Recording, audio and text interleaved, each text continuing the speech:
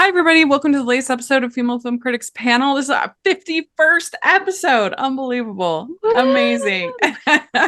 Yeah. And today we Yes. have a truly epic topic to talk about, and I'm really looking forward to it.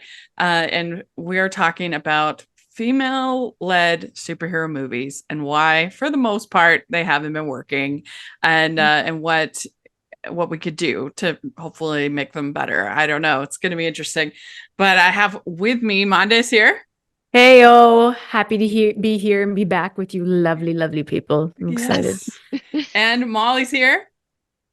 Ditto for that. Happy to be back with you guys. This is going to be epic. Yeah. This is going to be maybe a little bit more casual than some of my other episodes, because I really just want to have a discussion about the movies, why they're not working, what we could do. Like, this is just, we'll see where you all kind of take it. I have some notes, but yeah, let's kind of talk about, of course we had Madam Web that just came out, which epic fail. Epic fail. Was I'm really sad bad. there's going to be no sequel though, because I've even just seen the screen Yeah. caps. I'm like, I kind of want to see it. It was like after you watched the Cats musical, you're like, this is the worst thing ever. But then you realize, like, but I did enjoy myself. Maybe there should be a sequel. No, maybe. There definitely should not be a sequel. I mean, it's kind of crazy that there's two more movies in this Sony Spider-Verse coming this year. Woo! What? I still kind of believe. Kind of, fam. Kind of. Not, I don't know. I actually am one of the rare that I thought the Venom movies were a hoot. I had a good time with them. They are so fun. They're so fun. I defended them for so long. People did not care. And I'm like, guys, you're going to like it. Especially after watching Madam Web, you go back to Venom and you're like, yeah, it wasn't that bad. Like, yeah, I know. Well, before we dive into the actual movies themselves, I thought it'd be interesting to kind of go a little bit more like broad to kind of think. I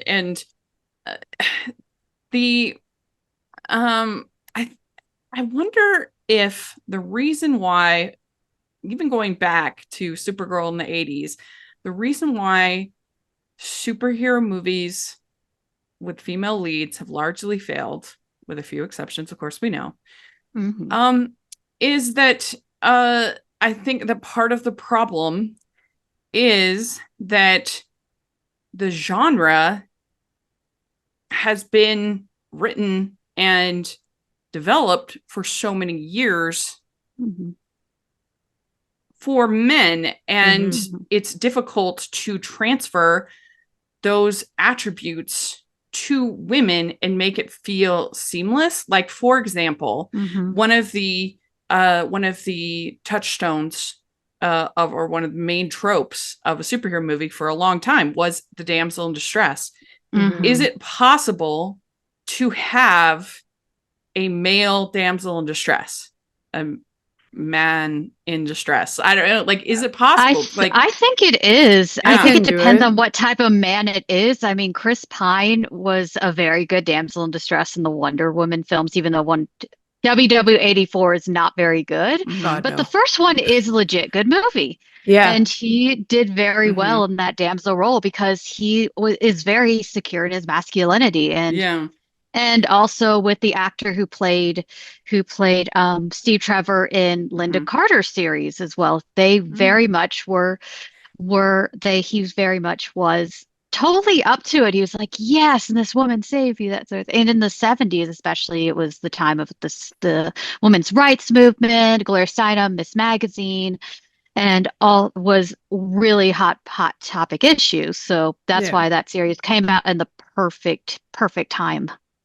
Well, I was thinking about with Wonder Woman, because at the very beginning, he does kind of need to get rescued on Themyscira. Like, he's definitely the minority in that situation.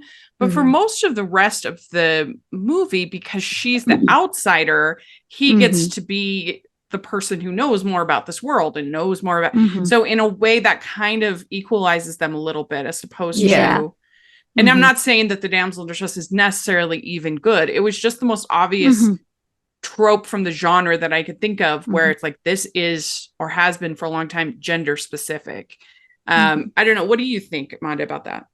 I think the more you watch these comic book films, there aren't damsels in distress, because a lot of the times, like, they're trying to save like a group of people. They're trying to save, you know, like an entire country or an entire city's being wiped out. So it's not necessarily that that trope is used in my opinion. Maybe they did in like older films, but especially with like Marvel and stuff like that, I haven't really seen like a damsel type of situation there. So I think that the comic book genre had eliminated that, because you watch any Avengers film, like they save New York, they save you know, other people like that.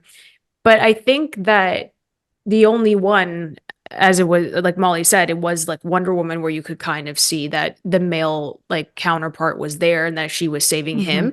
And that's a special case there because of the connection of Steve Trevor and Diana Prince. But I think that they eliminated that for the comic book movies, and I like that they did that, just because it made it its own like subgenre in itself. Well, not like a full-blown genre, but it's very different, and I'm happy that they removed it, because it's different. I don't think it's been removed. Like, for instance, in No Way Home, you have the big moment is Andrew Garfield's Spider-Man saving the, you know, and catching, because he wasn't able, and it's moving because he wasn't able to save and not saving Gwen Stacy. Yeah, that's a special case. I think that was more of like the callback. But again, like Spider-Man's very different as well. Like where you need the MJ, where you need the Gwen Stacy, and like that's completely linked to him becoming the character as well. Like any death for Spider-Man is like it's so attached to who he is as a character. So yeah, like that's definitely like a special case, and it's definitely a callback to Andrew's films like that. But yeah, this article that I found where they were talking about this, I thought this was an interesting point. He says, "Do we dislike the same traits for women we praise for men? People often hold double standards for hero gender. There are groups who detest the female Captain Marvel for her cocky attitude and confidence, but they are the same ones who adore Tony Stark's similar personality in the Iron Man series." Do you think there's some truth to that the same attributes? I'm not talking about like the incels, the horrible people. I'm talking about just like the average moviegoer. Do we, as average moviegoers, have different responses to the exact same behavior when it's done by a woman, when it's done by a man? I don't know. Do you think there's any truth to that, Mama? I think we do. I think there is. I mean, I had a lot of issues with Tony Stark. In fact, he's one of my least favorite MCU heroes because he was cocky. He was sexist. He paid for sex workers all the time. He didn't treat them very well. But they're like, oh, it's because he's in love with Pepper Potts. And I'm like, he's still an a-hole. And people are and which is why I also think Iron Man 3 is the best one, because he actually has to shape up and grow up a bit and actually become sort of a father figure. And that's why I think it was better. Yes. A bunch of people don't like that, and I think it's a part of that because I think there are a lot of even internalized misogyny. A lot of women feel this way too, where they feel, oh, Captain Marvel's so cocky. Why is she acting so like that? She needs to be more empathetic. And I think it's a similar thing with She-Hulk, because people were like, she's miming Deadpool's things. Like Deadpool was in the 90s. She-Hulk was the one in the Marvel universe who did the whole fourth wall breaks in the 80s. So she was already doing that. Deadpool is miming her, but people got very angry about that. And like, she's copying that. It's like, oh, she's being so cocky and just being so sarcastic. I'm like, you liked it when Deadpool did it, and she's doing it at least in a PG-13 version. But they still don't like that. And so you're just like, and I still I had some issues with She-Hulk, but that was not one of those issues at all. So right. What do you think, Mana, about that? I think it comes down to the script and line delivery. because I know the exact clip that you're talking about because it went viral on Twitter with Wade Wilson and She-Hulk as well. So I think that if you put the delivery from Ryan Reynolds beside Tatiana Maslany, it's a very different delivery, and I think that audiences misconstrued like what's good versus bad versus what is like actually presented.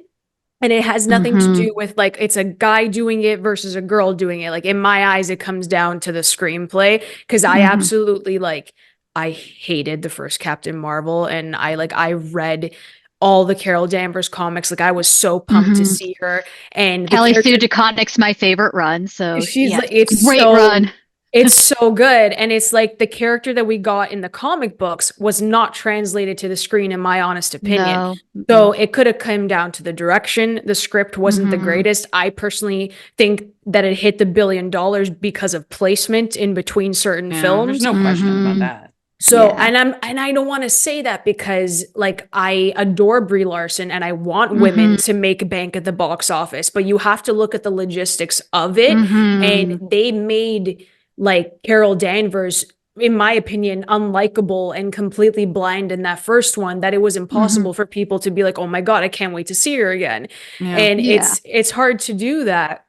So I don't think I think people base it off of like it's gender politics on screen, but I do think that it comes down to how good the film actually is.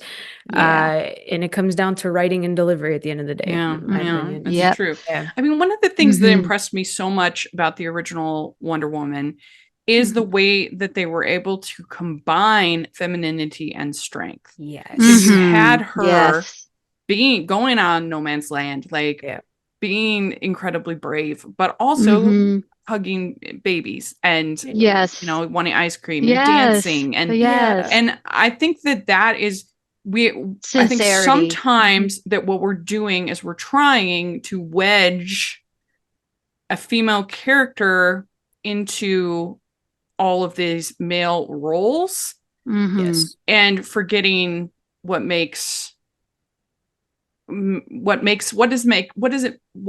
this character special, unique, endearing, what makes her a woman without like it's so tricky because we don't want it to be just one giant cliche of femininity, but that like combination of softness and strength I think is something that often is kind of ignored, and Patty Jenkins nailed it in that first Wonder Woman. 100%. I agree with that. Exactly. And it's so true to Wonder Woman's character because William Moulton Marston co-created with his wife and their girlfriend, which if you see Professor Marston, and his Wonder Woman, definitely check it out. It is a really good biopic and about a three-way, which is also great. So if you like it, and it's queer, so I am rooting for it. And Rebecca Hall's great. I love her.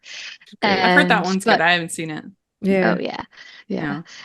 I really enjoyed it, and he created with this idea about how these things of women being matronly, of being emotionally attached to people and having empathy for others is seen as weakness in men.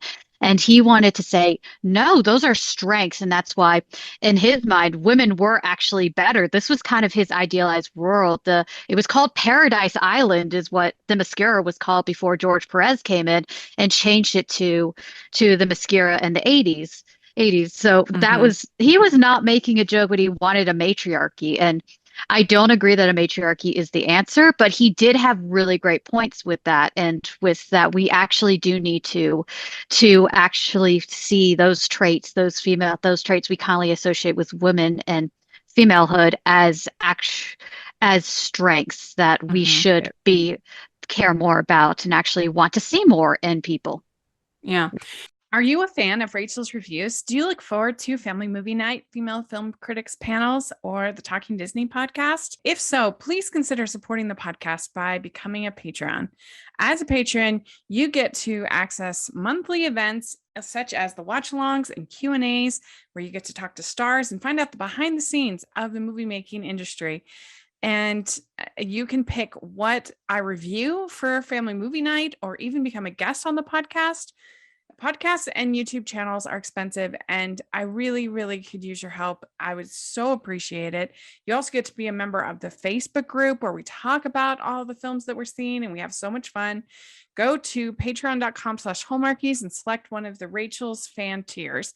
That's patreon.com/Hallmarkies. I think that Birds of Prey is an interesting example to talk about because I really like Birds of Prey. I think that it did a pretty good job of bringing these female characters that were kind of these R-rated characters, but also still keeping some of their femininity as much as you could in this with the tone of the movie. Yeah. You know, like you have Harley Quinn, like eating a sandwich and hanging out. And, it's cute. Like she's just kind of cute in certain ways. Yeah. But they still obviously for what they had to do, but it wasn't well received. And I kind of wonder what they could have done with Birds of Prey to make it more well received. Why? I think COVID also hit with that because it came out like right in the middle of February, and then March, everything shut down. March, that first week. So it didn't even get a chance to hit its audience. And also with a lot of female superheroes, a lot of people don't know who they are. Yeah. Like they don't really know. They don't really know about Cassandra Cain. They don't really know. They know Harley Quinn because Harley Quinn is everywhere. You see every girl cosplaying her at conventions. You see all her pictures in Hot Topic, but you're not going to see Huntress. Who is she? Or Renee Montejo, who was my favorite of that film. I really like Rosie Perez. She did a fantastic job playing her. And I hope if they have a sequel, she does become the Question. That would be great to see. But then again, there would be people like, what? Who the heck is the Question? You're like, that's a good point. That was a factor, I think. It's just that it is less known.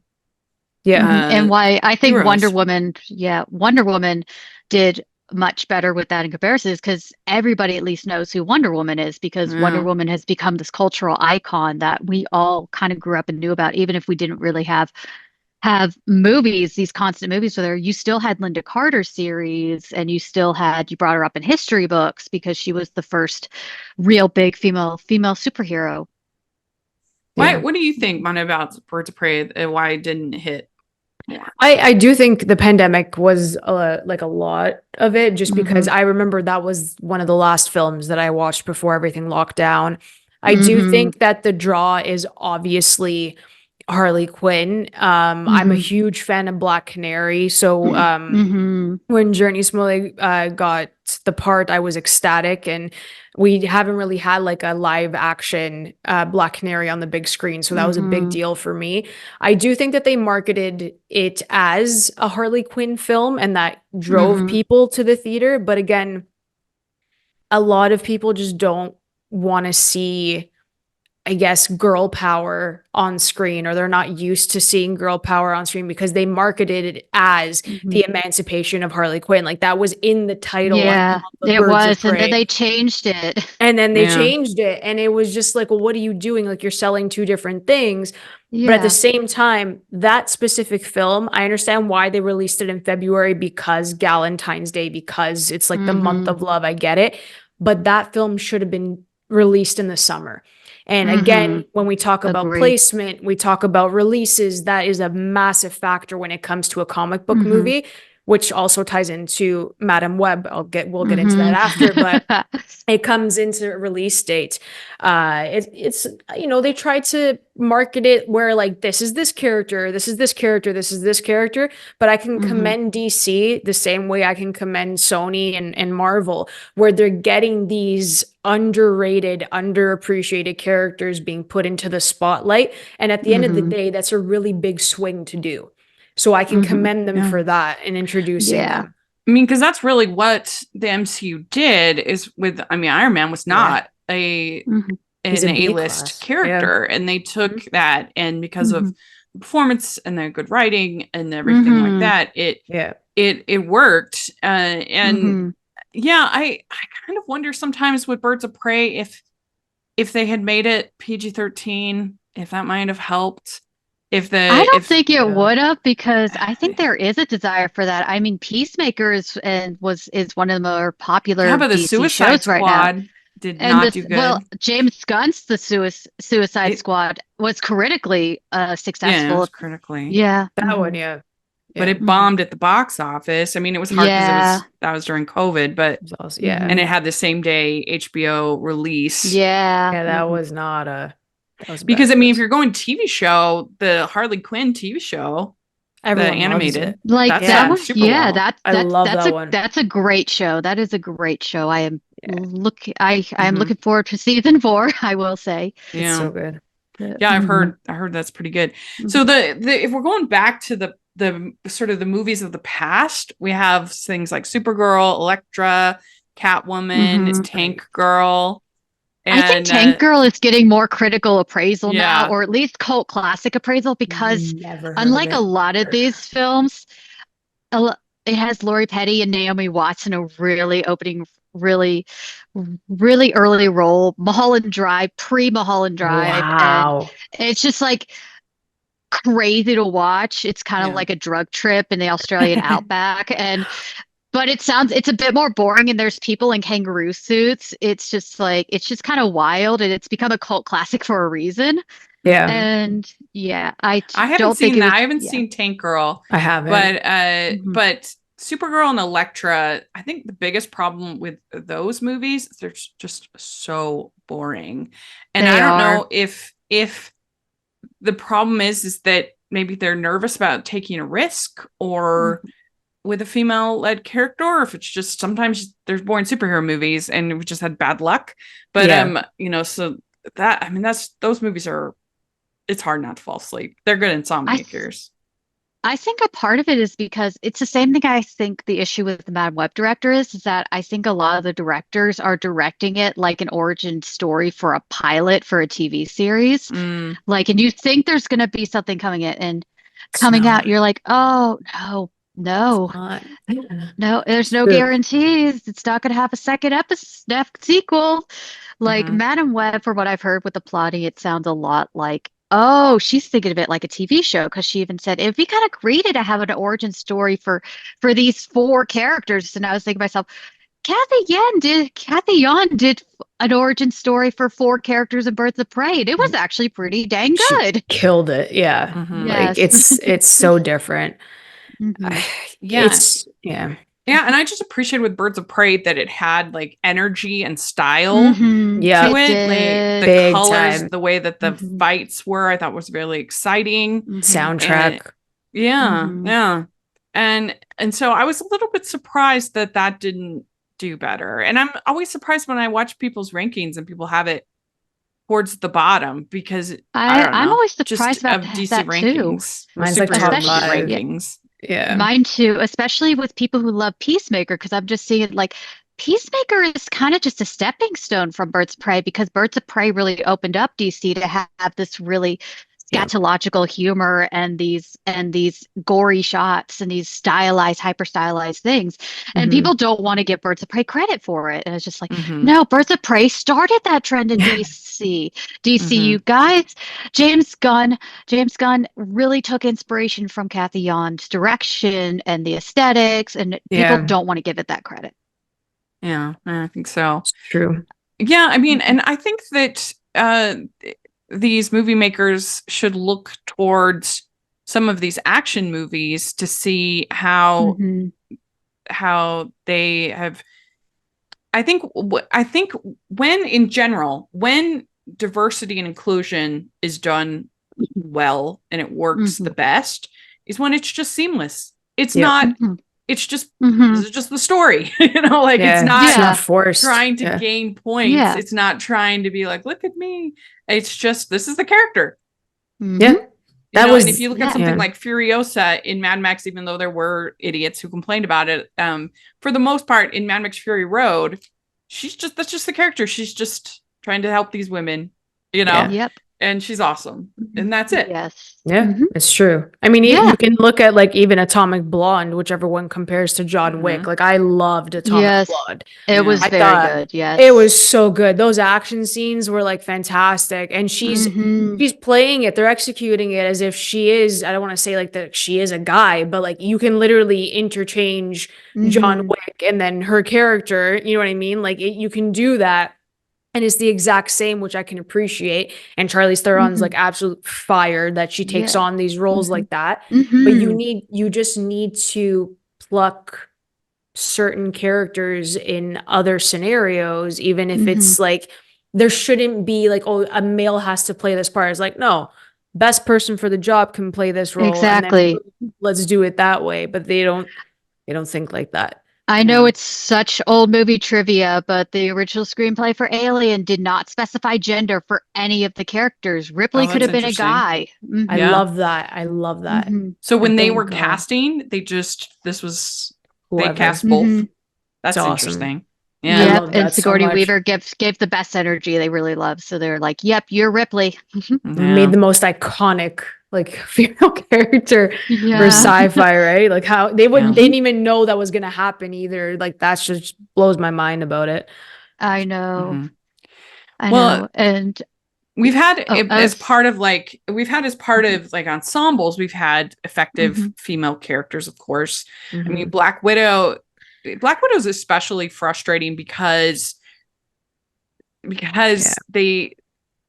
they were just too afraid. And I think that's a reason why sometimes these movies fail, is because you can feel the timidity. They were so afraid of making a Black Widow movie that they waited too long. That the story was just, it's fine. Like it's a perfectly fine movie, but like talk about a lame villain, and it was too late. It was just too late because they were way scared. Too late. It's so annoying because the Black Widow placement felt like it was just a throwaway, number one.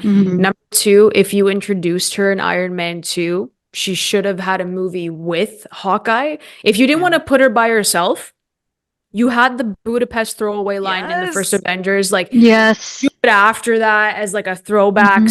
That should have been done immediately because people still ask for it.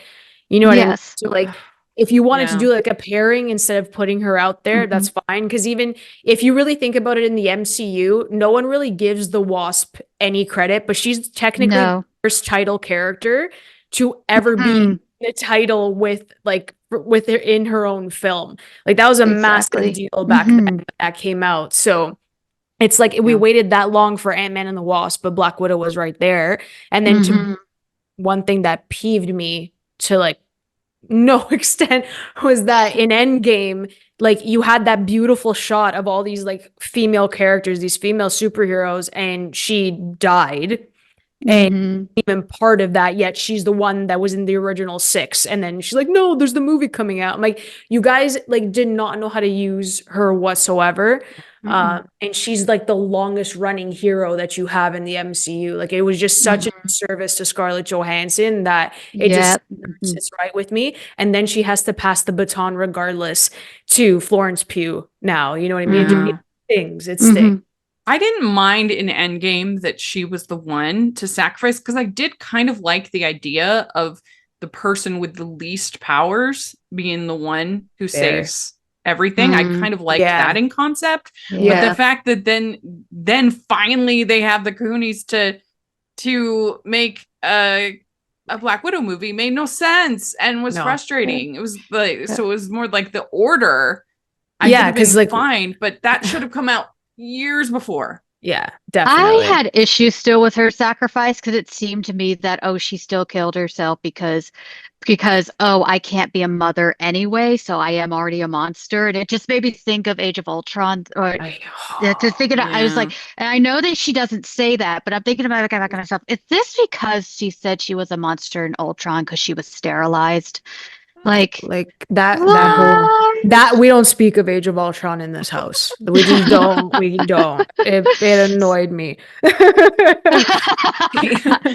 One example that I think really works is especially a good example of sort of flipping gender roles and thinking about gender roles is in The Incredibles and The Incredibles 2. So in the first Incredibles, you have her wanting to be a wife and mother. That's her number one priority. And then being a superhero is second priority. There's nothing more important than her family. And her love for her family is what motivates the entire movie, all the characters. And I love the way that movie demonstrates marriage and how a couple can have conflict and that's okay. And they can work through it. And all that stuff is shown. And then in the second one, she's the one that has to save the day. But I think that it was pretty seamless as far as like, of course it's her. She's the one that's home. Like she's the one that's, she's the one that's, I mean, she's the one that's there. Like, so she's going to have to do it. And and you know, you have like some snappy to leave the saving the world stuff to the boys. No, you know, it's the best. Like literally to this day, it's still one of the best superhero films to ever exist. Like for that reason, like it's just so well written. The characters are all well written, and I love Mrs. Incredible. I love her. She's like the best. And I don't think that we should be like ever as women be like hiding from the fact that we are wives and mothers. Like that's not something, that's a powerful thing. That's a good thing. And that's one of the things I liked in Barbie is the way that it was about these sort of labels that we put on and validating all women and who they are, like not just a particular kind of woman. That, I mean, that's the whole power of America First speech that she gives is the value of all women. And so I think that if they found a way to work those roles into, I mean, that's part of the reason why Terminator works is because Sarah Connor is incredibly tough and a hero, but she's also a mother. So there is that dynamic from the very beginning that gives everything heart. It's true. And you need to have that representation. You need to have that there. And it has to be well written. Like you said, there has to be a balance or else like when it's too on the nose and preachy, I think that's what turns people off majority of the time. I can think of when it was, in my opinion, well, there's lots of examples of when it wasn't done well, but one that I can definitely think of is in Superman Returns, the way they have Lois Lane being the way that her motherhood is like this motherhood and it's around her neck, you know, and it's like this horrible. And a Pulitzer Prize winner played by a 24-year-old actress and looks 24.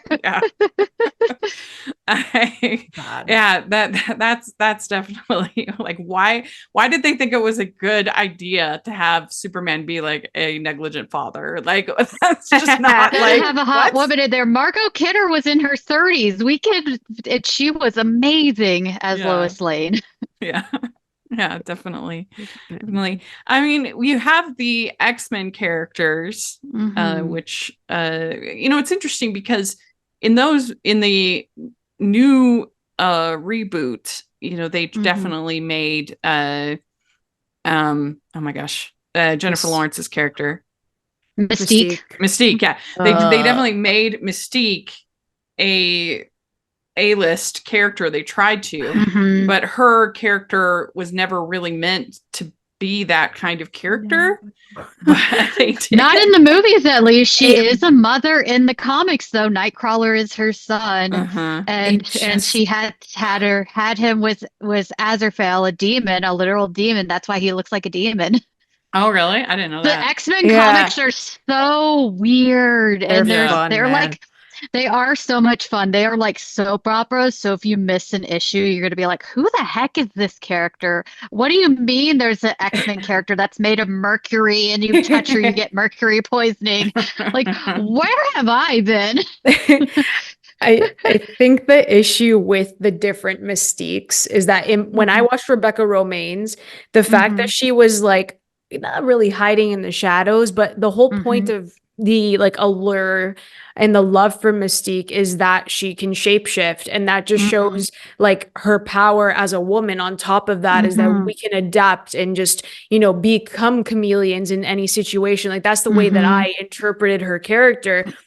And she didn't have to say much. You just felt that like essence come through. Whereas with Jennifer Lawrence, she was so outspoken.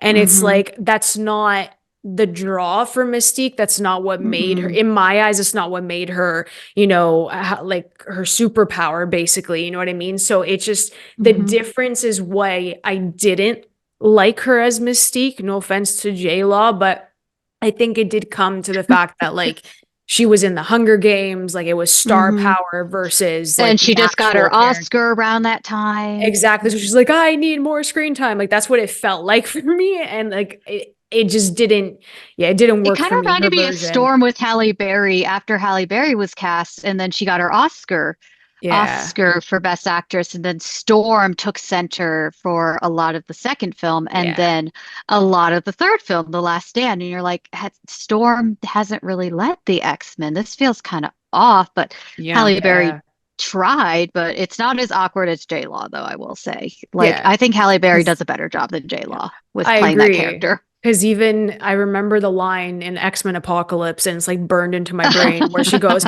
it's not the X-Men, it's like the X-Women or whatever it was. And I'm just like, there's no way that in any comic book that this would have been said. She phoned that line in so long, even she was like, oh my God. And Halle Berry actually got a line similar to that. I remember in the first X-Men, because Bryan Singer not Bryan Singer, Josh Whedon wrote that line. We're just like, do you know what happens to a toad when it's struck by lightning? But Josh Whedon wrote it like she's supposed to be sarcastic, but Halle Berry just did it entirely serious because that's what Bryan told her to do it. Same thing that happens to everything else. And you're like, what? Like, why would this be said?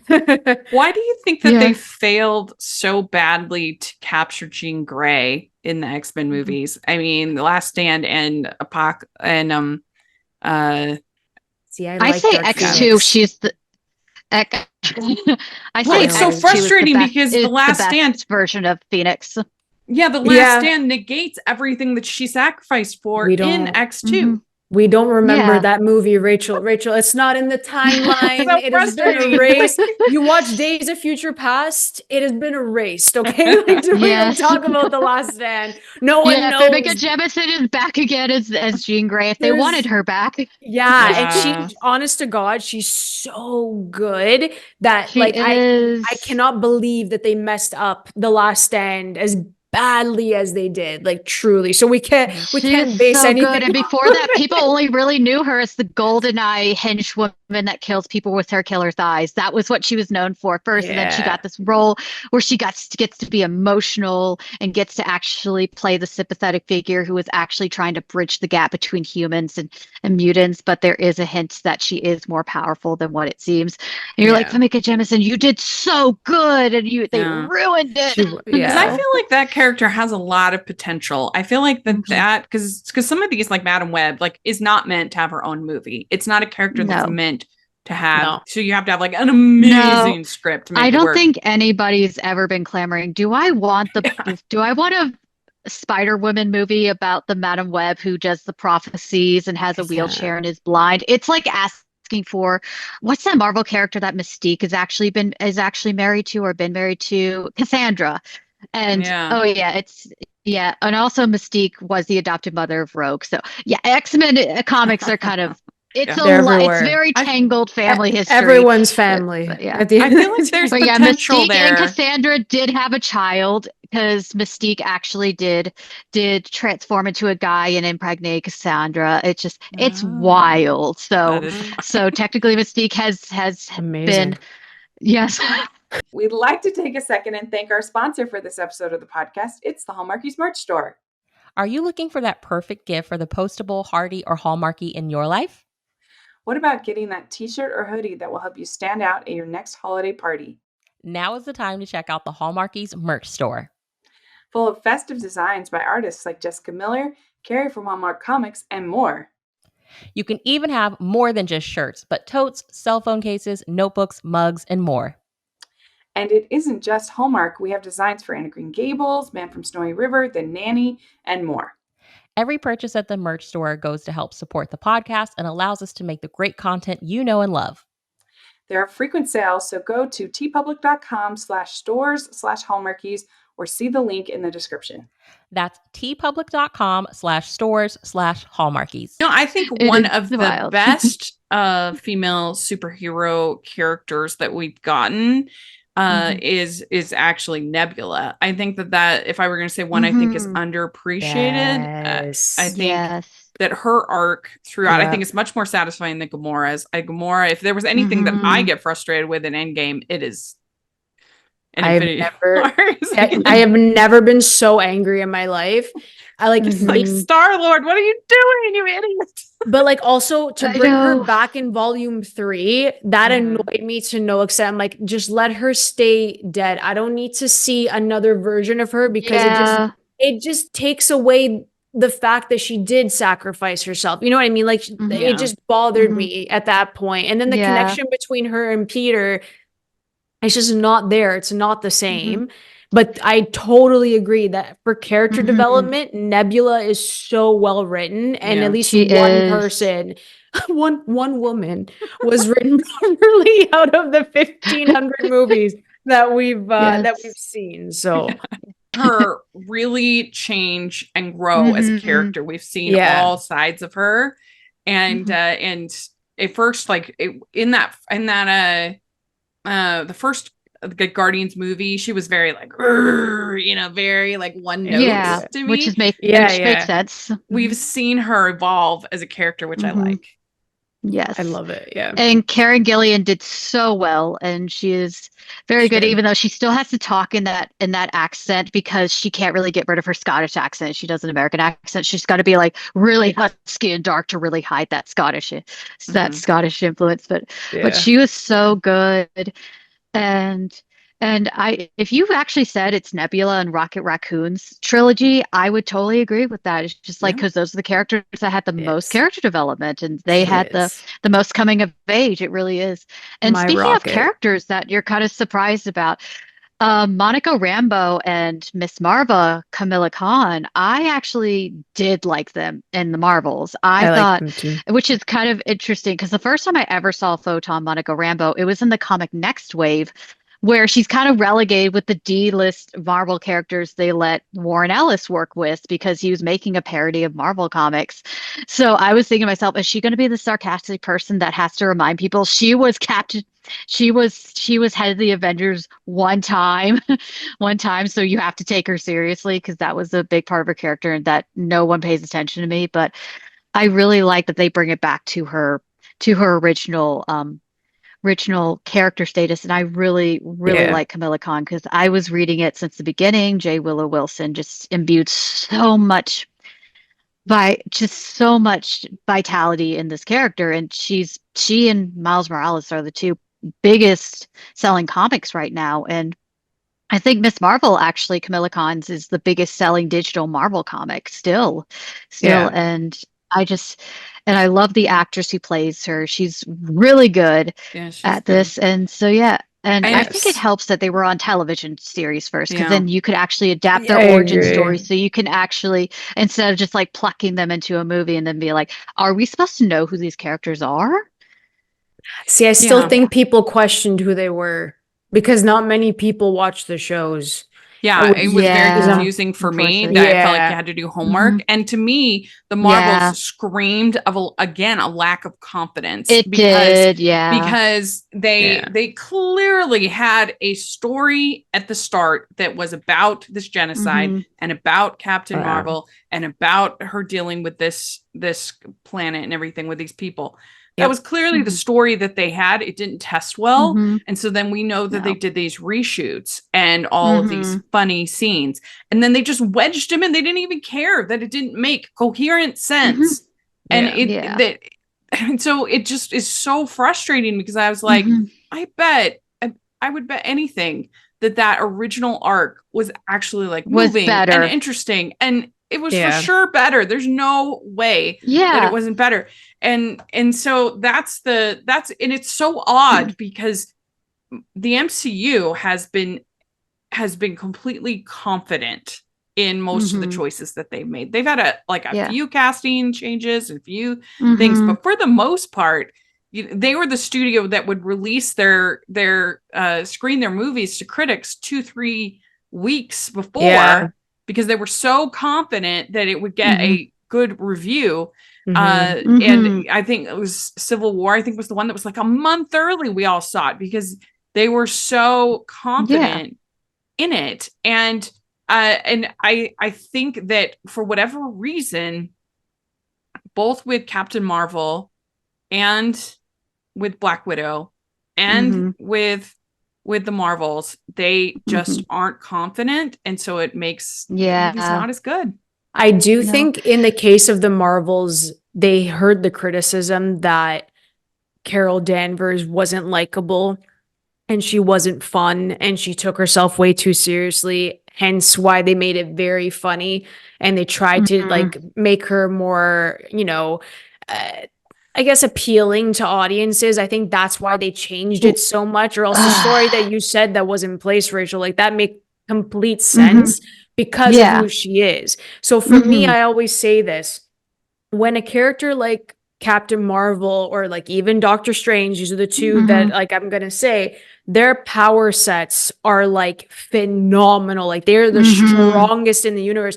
I don't need an origin story. I don't care how they got their powers, because guess what? It took 5 seconds for them to get their powers. So even one little flashback, let's get right into the story. Show me who they are in a different way. That has been the main issue with Captain Marvel, and they have never had faith in her whatsoever. They had no idea what to do with her. And I personally think that Nia DaCosta, with the power sets for all three of them, nailed it visually. I think she is one of the few that actually understood each character and in their individuality, but also brought them together as women. I really felt that girl power, but it wasn't cheesy, in my opinion. I didn't think it was that cheesy. I didn't think it was too like over the top. But I agree that there were two different stories here, and they just didn't have the confidence, as you said, to give something serious and maybe like have that empathy from her that we need, because they're listening to the criticism and they've never done that before. Well, and it was just foolish. If their goal was to make Captain Marvel more likable, the last thing you want her to be in is a plot where she's accused of genocide. Like that's so stupid. Like, what are you doing? It's true. It's true. That's true. It's true. But she could have been the comically serious of them, and they're the little more lighthearted. They're like, you gotta get that stick up your butt, and they just like try to help that with that. And she's like, but nope, they didn't want to go with that. She could have been like the Drax or like the Thing, or like one of these characters that is kind of comically dry, always taking things real seriously. Or even Nebula is kind of like that. When you think about it. And we could have had that, but no, it's just like we got to listen to the criticisms from the mostly men who hate her for not actually doing that. So you're just like, I feel like that was the issue with the Rise of Skywalker too, is that they listened to too much of the loudest criticisms and they didn't take the actual praise from The Last Jedi. 100%. They did not listen to the actual praise. And I think they did the same thing with the Marvels, even though the Marvels was not as bad as Rise of Skywalker. It actually 100%. Was kind of decent. I agree. I didn't like it, but that's fair. That's a fair point. Well, before we go, let's just say if the MCU, if James Gunn, if these people, movie makers, came to you and said, Molly and Manda, what should we do? What's your big advice? What would you say to these movie makers to make better female-led superhero movies? What do you think, Molly? Rewrites, and also don't be afraid that it's a female-led superhero. Do not feel embarrassed. Actually go into it. Bring the empathy, bring the sincerity, and bring the joy of it, because people are going to come, and if maybe like a couple of men don't go see it, that's not a deal breaker. What do you think, Manda? I always say focus on the source material. I think they're conjuring things up out of thin air. It's not even it doesn't translate from the comics, and I think that's the main issue because you have incredible character arcs in the comics. And you're not focusing on that. You're listening to other people, and the people aren't the ones writing the comics that have been there for almost like, I don't know, like 5 decades. Like that's what I can't comprehend. So the source material is there. Try not to be formulaic. Like take the swings that you need to take. And maybe it will pay off, but they really do need to read the comics and to make it make sense. Because I think the one thing with Madam Web for me is that you had a perfect storyline with an unborn Peter Parker and Spider-Women around him, that they could have just had a villain trying to kill the unborn Peter Parker, and someone who can see the future in Madam Web could have just, we're going to protect this unborn baby, knowing like the history of it. Like it's right there. It's literally right there. You know what I mean? As absurd as it sounds, but like that's a swing. Some people may say that's too much like Terminator, but who cares? Terminator was great. It could be a nice homage. You know what I mean? Like that's the problem there. They're not paying attention to what they already have. Like, with Madam Web, have it actually be a team up movie. Like have it actually instead of have just them like have their powers. Why are we doing a detective film? Like, what? Like it's a detective film. I'm like, this girl can see the future. Like I don't understand. And the best part is that, like everyone said, Madam Web she's blind, she's in a chair, she can see the future. Let her sit down, put comms in the ears of the other Spider-Women, let them go fight. Why am I watching a superhero that can't fight? I wonder if they're literally think it's too much like Oracle from Birds of Prey. People already said it. And that's what I'm saying. It's like at that point, they don't understand that comic books have been bleeding into each other from different companies since the dawn of like comic books. So they're going to have similarities. Batman, Iron Man, Superman, like, you know what I mean? There's going to go back and forth regardless. So there's so many of them now that let's just put them out there. Hope people like them. They're going to have similarities at the end of the day after, I don't know, almost... I think we've hit like 100 superhero films in total. More than that, maybe. Like, it's there. So we have a history of this genre. There's some form of a formula, but you know what I mean? Like, you can't complain about certain things anymore. If somebody came to me, my big advice would be to remember to combine femininity and strength. That femininity is not a weakness. The motherhood is not a weakness. Kindness is not a weakness. That's a strength. That's one of the most powerful parts of being a woman. And so you can work that into your story. And if you're able to do that, and so don't treat your female and your male characters the same. Don't be afraid of them. Don't be afraid. And just do it. And people will respond. People will we'll love it, you know. And that's true. So that would be my big advice. Yes, I would say watch a bunch of rom-coms. It sounds crazy, but I really would. I would say watch a bunch of rom-coms. Watch the first Superman film kind of functions like a rom-com too. It does. After watching it, and Superman, Christopher Reeve, they're just so good together in those romantic scenes.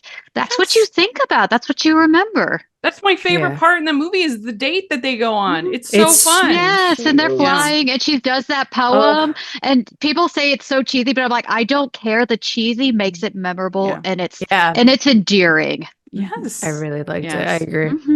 Yeah, I mean, I think that one of the best scenes in Wonder Woman is when they're dancing and there's the that guy there, and he's like, but then she says, but then who would play music for us? And she really cares about this person, and it just gives the whole movie heart and soul. It does. I love it.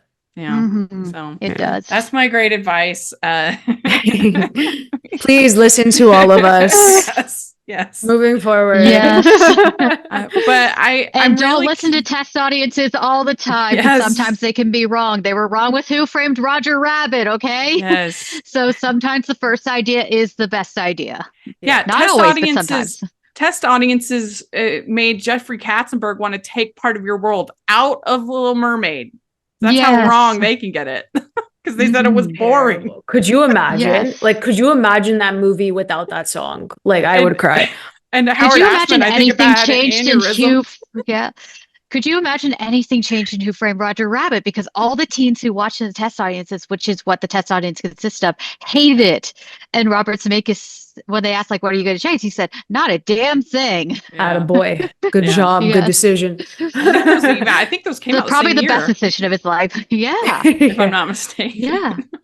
I think it was like 1987, and then Little Mermaid was 1989. Okay. So they were really close together. Yeah. Well, let us know if you're listening what you think. I really want this to be a productive discussion. I think this has been really good.